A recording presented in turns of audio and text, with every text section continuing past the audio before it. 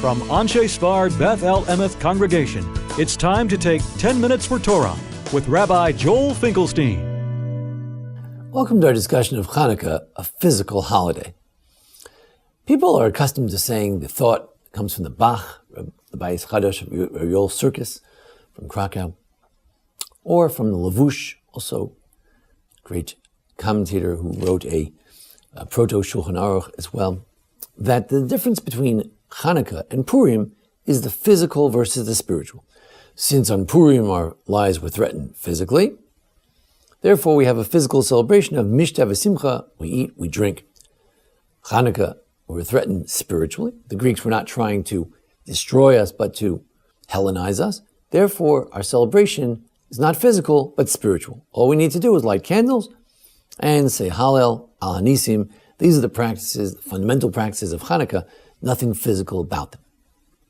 However, this is not the only view, and we shouldn't view that as the only view. This view is based on the Maram of Rothenburg, much earlier authority, one of the major Ashkenazic authorities of all times, Rabbi of the Rosh, who said that the Ribui Sudos is Rishus, that the fact that we often do make extra meals for Chanukah, everyone was aware of that, but those meals are optional. You want to have them? Fine. You don't have to. And that's codified in the Code of Jewish Law, in the Shulchan Aruch itself. However, the Ramah, the Ashkenazic authority, cites some other sort of minority opinions. And he says, well, it is a dedication of the Mizbeach. It's a dedication holiday. Chanukah means the rededication of a temple. When you dedicate the temple, it's a physical celebration. Look at Shlomo HaMelech. Look at the Vahi Bayom HaShmini when they dedicated the Mishkan, the tabernacle. These are great celebrations. So it's a physical celebration. If you want to have an extra meal, it's great. And it has ksas mitzvah. It's a little bit of a mitzvah, he says. And, certainly if you sing songs, you sing praises to God at those meals, a ma'oz tur, then certainly it is a sudas mitzvah. It is a mitzvah meal. But there's a Marshal who also lived around the time of the Ramah and the Shulchan Aruch. The Marshal, Rabbi Luria, Shlomo Luria, he said, he goes a step further, much further. He sort of counters the Maram. He says, look, you got to go back to the roots. Marshal believed you got to go back to the Talmud.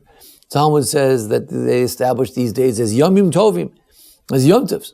Now, it's true, Rashi says it's not a real Yom Tov. You're allowed to work for the 8 days. But, so it's not a Yom Tov in as much as you can't work. But he says Rashi is not saying that it's not a Yom Tov regarding joy. It is a time for joy. And in fact, the Rambam codifies that. He says they're Yom Tov, that you may Simcha v'Hallel, that these are days of Simcha. Now, what do you think Simcha means? Simcha is what Simcha always means: meat, wine, and good things. Now, how often you have to do it? I don't think anyone is saying you have to have meat and wine every day of Chanukah, but that during Chanukah you should have meat and wine in honor of Chanukah. This is a mitzvah. It's a physical kind of a mitzvah. The Kolbo, a Provençal collection of different Provençal halachic ideas, he says, Mishteh v'Simcha. These days are established for Mishteh v'Simcha, just like Purim. We should drink, we should rejoice physically. And why? What was the danger? Wasn't the danger only a spiritual one? No. The Ran says, for instance, we were in great danger. You see, in those days. The Rambam says that after all, what was the problem to begin with? Pashtu yadam umonim roseim lachzum lachas gadol. They stretched their hands, they cast their hands out against our daughters. The Talmud tells us very often that the hegemons, the leaders of the Greek Syrians there in Israel, they had this horrible habit that they would take a new bride and they would take them off and abuse them before the wedding. And they did this to our daughters. This was a terrible physical affront to us. They oppressed us, a great oppression.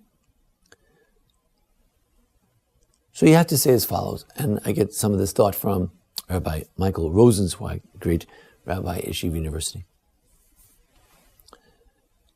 The oppression was initially partially spiritual. I would add that there was a physical element as well. They abused our daughters. They took our money, perhaps to high taxation. But then, what do you have to do when you're under spiritual oppression? What do? You have to resist. You cannot worship idols because someone said you should worship idols. We have to give our lives for it. And that's what the Maccabees did. They put their lives on the line and they went out to fight. Elazar, for instance, one of the great Maccabee brothers, he was killed, trampled by the elephant.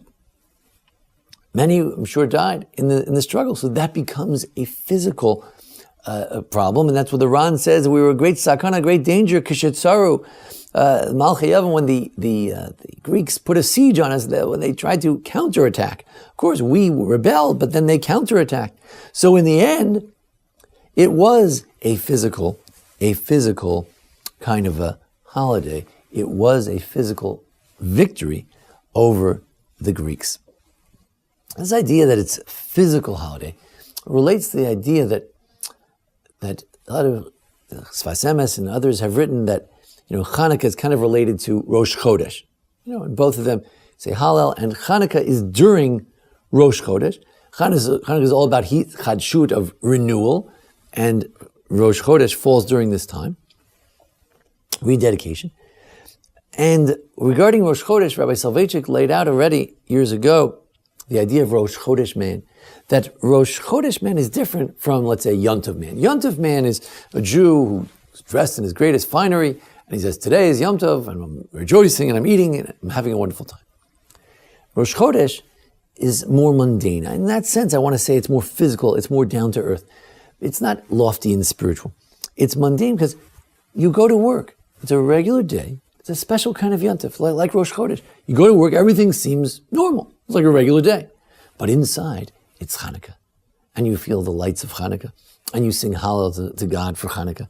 And you say Al Hanisim in the prayers. Even in your prayers, you're inspired. You can't say Shemona Esrei without being thankful for Chanukah. So it's different. It's not a lofty kind of a holiday. It's a sort of a mundane kind of holiday. It's a pedestrian holiday. Also, there are really two Hallels.